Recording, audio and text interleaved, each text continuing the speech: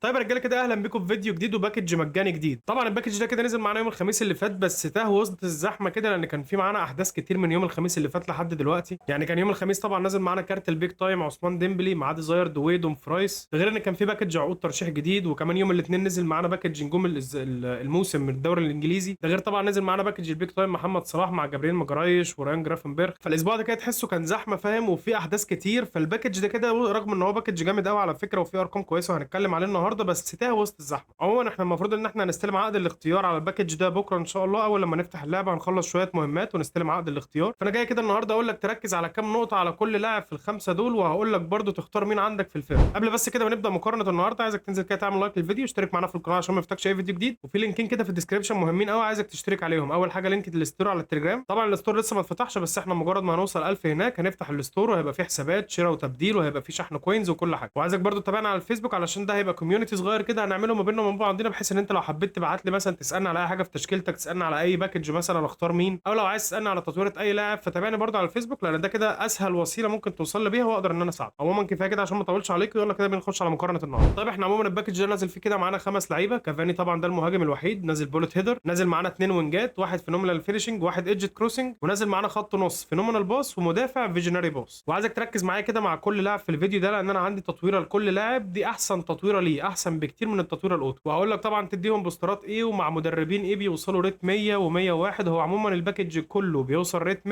بس كافاني بيوصل 101 مع بيكن باور. وطبعا بقيه اللعيبه بيحتاجوا مدربين معينين هقول لك برضه عليهم ما تستعجلش. انت اول واحد عندك طبعا كده هو كافاني، نازل جول بوتشر وبرضه معاه مهاره البولت هيدر. مشكله بس كافاني ان هو اصلا 184 سم، يعني انت لو تفتكر كان نازل داروين نونيز، احنا تقريبا كل يعني معظمنا جاب داروين نونيز في الباكج اللي كان نازل مع فيتينيا وكان نازل برضه مع اندريك. فداروين نونيز تقريبا طوله 189 190، فالبولت هيدر مأديه معاه طويل وكده، لما بتعمل له تطويره خاصه بيقدر ان هو ينط جامب عالي قوي وبيجيب الكره من المدافعين، ده غير ان هو برده سريع وكده. فنونيز لو معاك ما تجيبش نسخه ايدنسون كافاني، لان نونيز احسن بكتير من كافاني. طب نبص على ارقام كافاني لو انت ما معكش نونيز وعايز تجيب. طبعا التطويره اللي قدامك دي بتطوره تطويره مهاجم طبيعي عادي، مش مهاجم رأسيات. هقول لكم على برده على تطويره المهاجم الرأسيات، بس نبص على دي الاول. دي كده هتخلي الوعي الهجومي عنده 92، تحكم في الكره 82، دريبلينج 80، تايت بوزيشن 79. ارقام مقبوله نوعا ما بالنسبه للتحكم في الكره. بالنسبه للمهاجم طبعا زي كافاني تقيل وعنده 87 سنه وكده، بس الوعي الهجومي عنده 92. التمريرات 70 و63 مش احسن حاجه، بس هيباصي معاك مش هتلاقي كور متخلفه. طبعا فينش 93، هيدنج 90، غير ان هو عنده كيكنج باور برضه 90، والسرعه والتسارع 84 و87، والجامب طبعا 85، والفيزيكال 81. هو البالانس والاستامينا هم اللي قليلين قوي. فعموما كده ايدرسون كافاني ده بالنسبه لك لو انت هتجيبه، فطبعا انت هتجيبه علشان تعتمد على مهاره البوليت هيدر وتعمل له التطويره الخاصه. لكن بالتطويره دي هو هيبقى زي المهاجم كده اللي هو باتيستوتا اللي كان نازل معانا طبعا في الباكج اللي قبل الاخير، قبل بتاع الحراس اللي كان معاه اوين وابياتي والناس دي. بس طبعا انا مش بقول لك ان ايدرسون كافاني زي باتيستوتا، لا، باتيستوتا ده بيوصل 105 ومعاه ارقام احسن من كده بكتير، وتقدر تقعد تلعب في تطويرته وتشيل من هنا وتحط من هنا. غير ان باتيستوتا في نومينال فينيشنج وبرده بيعرف يلعب رأسيات وكل حاجه، بس طبعا ادرسون كافاني اقل منه بكتير. فانت لو معاك باتيستوتا او معاك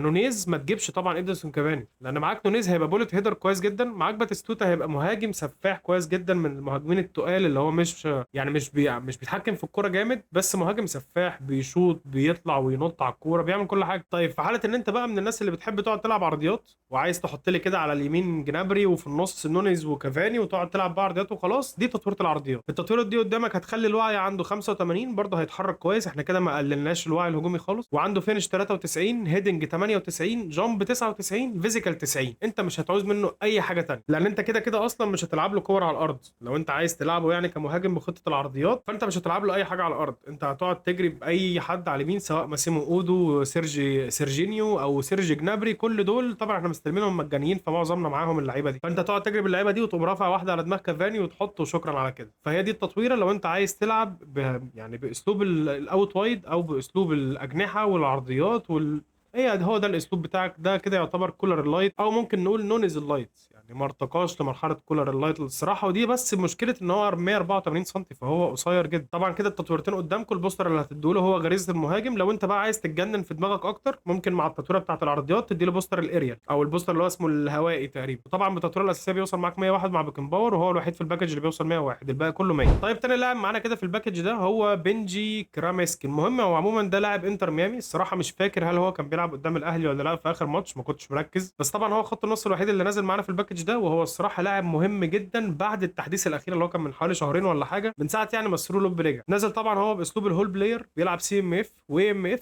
معاه مهاره الفينومينال باص. لو بصيت على طاقاته هتلاقي طبعا الوعي الهجومي 76 عادي، لو انت لاعب سي ام اف مش هتحتاج له وعي هجومي، لكن التحكم في الكوره 90، دريبلينج 87، تايت بوزيشن 91، تمريرات عاليه وارضيه 92 و91 مع الفينومينال باص، ارقام ممتازه. طبعا ما عندوش فينش بجنيه، فينش 67 والارقام الفينش كلها ستينات، ما تعتمدش عليه في الفينش نهائي. هو هيباصي معاك، هيرقص، هيجري، هيدافع، لان هو عنده برضه ارقام الدفاعيه في السبعينات الثمانينات، تقدر ان انت برضه كده تنقص من ارقام تانية تديله دفاعيا يبقى ارقام الدفاع عنده ثمانينات. عنده سرعه بتوصل 90، تسارع 83، كيكنج باور 86، مش هتحتاجه في التسديدات لان احنا زي ما قلنا مش هنعتمد عليه اصلا في التسديدات، هتحتاجه بس في ان الكره في الباص هتطلع قويه من رجله كويس. عنده بالانس برضه 86، ده هينفع برضه مع ارقام الدريبلينج اللي عنده، واستامينا 91 يكمل معاك تقريبا اقل واجب 75 80 دقيقه في الماتش. وطبعا الولد ده كده فيه ميزه مش عند اي حد تاني في الباكج، ان هو الوحيد اللي معاه الدبل تاتش وكمان معاه السول كنترول، فانت لو ضفت له الفليب فلاب خلاص انت كده بقى معاك سبيشال دبل تاتش، لو ما ضفتهالوش فانت معاك الدبل تاتش. غير طبعا ان هو عنده كل مهارات التمرير، يعني عنده الوان تاتش باص، الثرو باسنج، الويتد باص، ده غير طبعا الفينومينال باص. طب نبدا كده نخش على الوينجات. عندنا وينجين اللي هو فاكوندو توريس وسفيان رحيمي. هنتكلم الاول كده عن توريس. هو نازل طبعا معانا كرياتيف بلاي ميكر ومعاه الايدج كروسنج، طبعا بيوصل 100 مع انزاجي وبيكن باور مع مستر الاجيلي، والتطويره زي ما هي قدامك هي 4 4 10 9 11، دي التطويره بتاعته. نسيت اقول لكم برده ان الواد الخط نص بتاع انتر ميامي ده بيوصل 100 مع اي مدرب دبل بوستر، 89 في اللعب. نرجع تاني لتوريس، بص بقى كده على ارقام توريس. وعي هجومي 80 ممتاز بالنسبه لجناح، تحكم في الكره 91 و92 و90 ممتاز برده بالنسبه لجناح، تحكم في الكره فوق الممتاز، تمريرات كويسه جدا 81 و83، فينيشنج يعتبر قليل 76 لان هو مش هو اللي نازل فينومينال فينيشنج، هو معاه ايدج كروسنج، فالايدج كروسنج مع التمريرات ال 81 وال 83 هتبقى مقبول. وطبعا ده مع سرعه وتسارع 94 و94 وكيكنج باور 89، عنده برده بالانس 91 واستامينا 92، فانت برده ممكن تلعب في ارقامه شويه كده بحيث ان انت تزود له التمريرات علشان برده تستفاد اكتر بالايدج كروسنج، لو انت برده عايز تلعب خطه عرضيات وتحط لي كافاني قدام ونونيز ومش عارف ايه وترفع بتوريس. لكن لو مش هتلعب بخطه عرضيات وهتلعب بخطه عاديه وانت محتاج لاعب جناح يبقى عنده الايدج كروسنج، فهي التطويره اللي قدامك دي كده ممتازه مع بوستر الاجيلتي بكن باور بيوصل 100. وبرده كده لو بصيت على السكيلزات عنده هتلاقي عنده تقريبا معظم سكيلزات التمريرات والتسديد، يعني هو عنده اللونج رينج كيرلر واللونج رينج شوتنج والديبنج شوت والفيرست تايم شوت، كل ده بالنسبه للتسديد. بالنسبه للباصات عنده وان تاتش باص، ثرو باسنج، ويتد باص، بين بوينت كروسنج، ايدج كروسنج، اوت سايد كير، بص عنده كل حاجه. طيب اللاعب اللي بعده كده هو سفيان رحيمي، نازل معانا طبعا كده بروليفيك وينجر بالتطوير اللي قدامك دي كده، وبوستر الاجيلتي بيوصل 100 مع اربع مدربين، بيكن باور، اموريم، انزاجي، والراجل اللي هو شبه جون سينا ده مش فاكر ده كان بتاع بلجيكا تقريبا. هتبص برده كده على ارقامه، وبنسبه كبيره انا عارف ان انتوا دلوقتي هتقارنوه مع توريس، بس خلينا كده نبص على ارقامه برده. يعني هو وعي هجومي 86 احسن من توريس اللي بيوصل 80، تحكم في الكره 92 95 90 برده احسن من توريس. التمريرات هي اللي قليله جدا، يعني 75 و69 بالنسبه لجناح دي قليله جدا، بس انت تقدر ان انت تعليها شويه، تخلي مثلا اللو باس 80 واللوفت باس 75 بتطويره معينه، بس يعني ايه لو لعبت في تطويرته اكتر من كده ممكن يقع منك. هتلاقي عنده الفينش 81 والكيكنج باور 86، ده كده احسن من توريس برده، هو بس يعني هتلاقيه اقل منه في اللو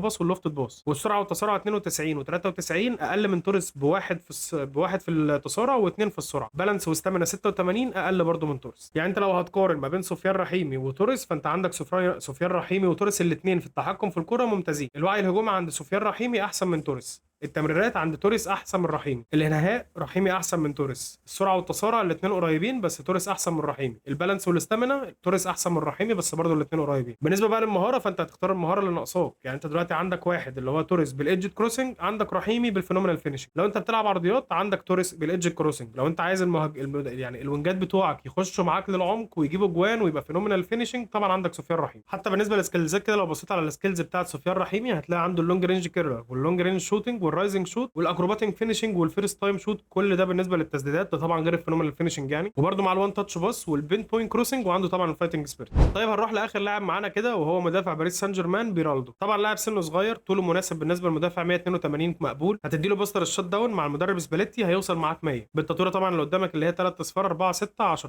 دي طبعا احسن تطويره ليه. التطويره الاوتو برده بتاعته كويسه بس هقارن لك ما بينهم دلوقتي. يعني التطويره دي بتوصله كده في الوعي الدفاعي 94، الانجيجمنت 93، تاكلينج 92 واجريشن 91، بس دي في نفس الوقت بتخلي عنده الجامب 88 وفيزيكال 90 وسرعه 85. لو انت عملت له التطوير الاوتو هو هيوصل معاك برده 100 في التشكيل، وهتلاقي ارقام الدفاعيه عنده مثلا 95 و96 و97 حلو، بس هتلاقي عنده السرعه بتوصل معاك 81 والجامب 82 والفيزيكال 87 او 86، فمش هتبقى متوازنه. هتلاقي الارقام الدفاعيه عاليه جدا عنده، بس ولا عنده سرعه ولا عنده فيزيكال ولا جامب ولا حاجه، فما ينفعش. انت مدافع المفروض ان هو يبقى متوازن من كل حاجه. طبعا هو نازل معانا بيلد اب ومعاه الفيجنري باس، والفيجنري باس طبعا مهمه جدا بالنسبه للمدافعين. تقريبا على حد ما افتكر لو ذاكرتي ما تخنيش ان ده اول مدافع ينزل معانا بالفيجنري باس. نزل معانا قبل كده مانويل نوير فيجنري باس، بس كل المدافعين بينزلوا يا اما فورتريس اريال فورت لونج ريتش تاكل، انما الفيجنري باس في مدافع ده تقريبا اول مدافع ينزل بيها. فالمهاره مهمه جدا. لو انت مثلا عندك في الدفاع باستوني او فان بويتن، فانت هتحتاج ان انت تقفل جنبه بواحد يبقى معاه فيجنري باس، لان ولا باستوني ولا فان بويتن بيعرفوا يباصوا كوره، فبيرالدو هو اللي هيبني لك الهجمه من ورا. لو بصيت بقى كده على السكيلز بتاعت بيرالدو هتلاقي عنده تقريبا معظم سكيلات التمريرات، عنده الوان تاتش باس والويتد باس ده غير الفيجنري باس، فانت ممكن تضيف له اللو لوفتد باس والثرو باسنج. ضفت الاثنين دول بقى خلاص مقفل كل مهارات التمريرات، هتعرف تخرج كرة بسهوله جدا من ظهر الدفاع. ده غير طبعا ان هو مع المهارات العاديه بتاعت المدافعين اللي هي المان ماركينج والانترسبشن والبلوكال والاليا سوبريورتي والسلايتنج تاكل، الحاجات دي كلها كده كده مع المدافعين كلهم عموما يعني. بس خليني اقول لك على نقطه كده في الخمس لعيبه، يعني اللي فات ده كله كنا بنتكلم على لاعب، لو هنقارن بقى الخمس لعيبه مع بعض، فانت عندك الخمس لعيبه معاهم الفايتنج سبيريت ما عدا لاعب واحد اللي هو فاكوندو توريس، الوحيد اللي مش معاه الفايتنج سبيريت، ودي طبعا مهاره مهمه جدا. الباقيين طبعا معاهم الفايتنج سبيريت، ودي مهاره مهمه جدا لاي لاعب عندك في الفرقه، سواء كان في يعني اي مركز عندك في الملعب هتحتاج له الفايتنج سبيريت. فعندك كافاني، بيرالدو، رحيمي، الواد بتاع انتر ميامي، كل دول عندهم الفايتنج سبيريت. توريس هو الوحيد اللي ما عندوش. بالنسبه للدبل تاتش، فالوحيد اللي عنده دبل تاتش هو لاعب انتر ميامي اللي هو خط النص اللي نازل بالفينومينال باص، غير كده الاربعه الباقيين ما عندهمش دبل تاتش. السكيلزات كده كده انت ممكن تضيفها للعيبه، بس انا بقول لك اللعيب جاي لك جاهز بايه. فخليني بقى انا اقول لك كده انت تجيب مين فرقتك. طبعا كده زي ما قلنا ايدنس وكافاني لو انت عندك داروين نونيز او باتيستوتا ما تجيبوش. بالنسبه لفاكوندو توريس لو انت عندك سيرجي جنابري او ماسيمو اودو او سيرجينيو او اي يعني باك او جناح مع الايدج كروسنج ما تجيبوش. الولد خط النص بتاع انتر ميامي ده بيفكرني قوي بريكي بويج بتاع الديلي جيم بوكس، الصراحه عيل جامد قوي. ريكي بويج انا لعبت بيه كذا ماتش قبل كده، وهو اي نعم بيوصل ريت 99 بس هو ممتاز، تمريرات، تحكم في الكره، دبل تاتش وايا كان، بس هو جامد قوي. فانا بيفكرني بيه قوي اللاعب اللي هو بتاع انتر ميامي ده. بالنسبه طبعا لارقامه والاسلوب اللعب والحاجات دي كلها بتفكرني بريكي بويج. فانت لو طلع لك ريكي بويج من باكج الديلي جيم بوكس ممكن ان انت ما تجيبش الواد، انا عايز اعرف اسمه ايه، كرامسكي.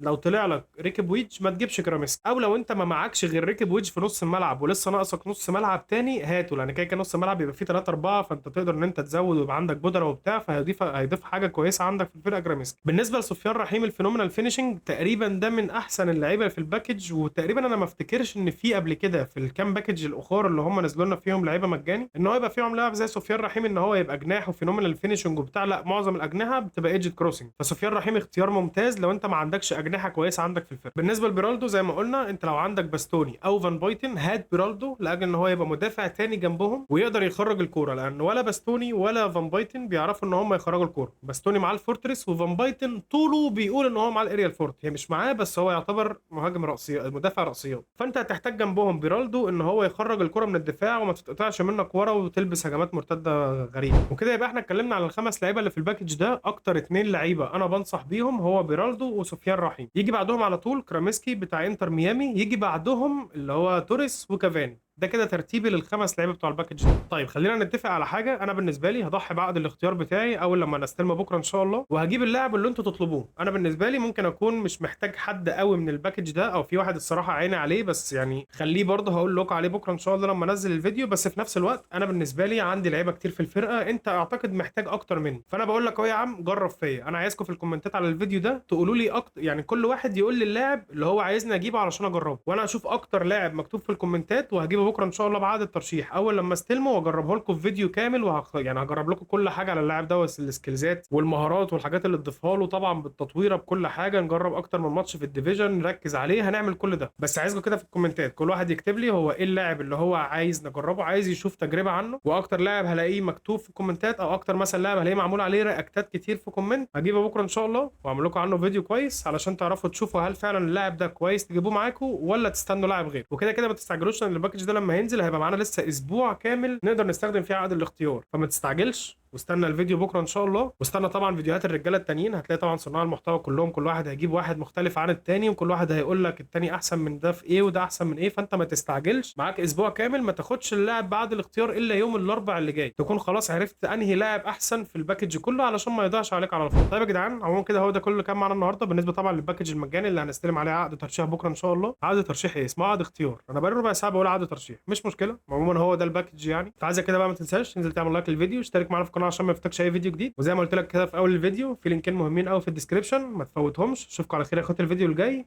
سلام.